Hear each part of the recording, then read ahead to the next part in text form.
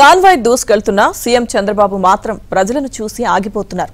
Z+ category energy భద్రతలో ఉండే CM Chandrababu భద్రతను సైతం లెక్క చేయకుండా ప్రజలను కలుసుకోవడం ప్రారంభించారు. వారి సమస్యలను ఓపికగా వినడమే కాకుండా వినతి పత్రాలు తీసుకుని వెంటనే పరిష్కారాన్ని కూడా చూపుతున్నారు.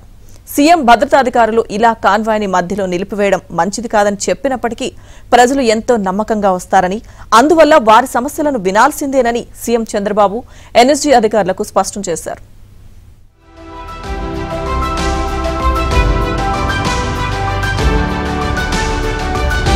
మరోసారి సీఎం చంద్రబాబు తనదైన మార్కు చూపించారు. ప్రజలు రహదారిపై కనిపిస్తే చాలు సీఎం అన్న విషయాన్ని పక్కన పెట్టేసి వాహనాన్ని నిలిపివేయించి మరీ వారి సమస్యలను వింటున్నారు. తాజాగా మరోసారి సీఎం చంద్రబాబు ప్రజల సమస్యలను సాధారణంగా విని పరిష్కరించాలని ఆదేశించారు. సీఎం చంద్రబాబు ఉండవల్లి నివాసం నుంచి వెలగపూడి సచివాలయానికి బయలుదేరిన సమయంలో తన ఇంటి ముందు కరకట్టకు యువతలి వైపు ఉన్న ప్రజలను చూశారు.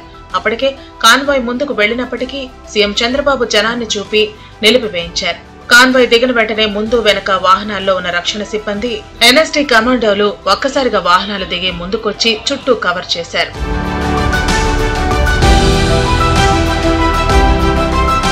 ఈలోపు రోడ్డుపై ఉన్న ప్రజలు సీఎం చంద్రబాబు కాన్వాయ్ ను నిలిపివేసిన విషయాన్ని గమనించి పరుగులు తీశారు.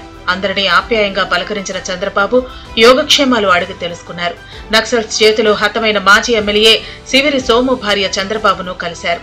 సోము సతీమణి ఇచ్చావతి యోగక్షేమాలను చంద్రబాబు అడిగి తెలుసుకున్నారు. కుమారుడు చదువు విషయాన్ని ఇచ్చావతి సీఎం చంద్రబాబు దృష్టికి తీసుకువెళ్లింది. వెంటనే సోము కుమారుడి చదువు బాధ్యతను తాను తీసుకుంటానని చంద్రబాబు హామీ ఇచ్చారు. ఇక వైసీపీ గూండాల దాడిలో సర్వస్వం కోల్పోయామని సీఎం చంద్రబాబుకు అరకులోయ సర్పంచ్ శ్రీనివాస్ వివరించారు.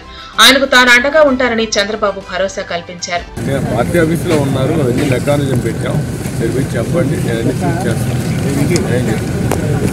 చంద్రబాబు కాన్వాయ్ ఒక్కసారిగా కరకట్టపై ఆగిపోవటం, వెనువెంటనే పోలీసులు పరుగులు తీయటం, బాధితులు వెళ్లి చంద్రబాబును కలిసి తమ సమస్యలను చెప్పుకోవటం చకచకా జరిగిపోయాయి.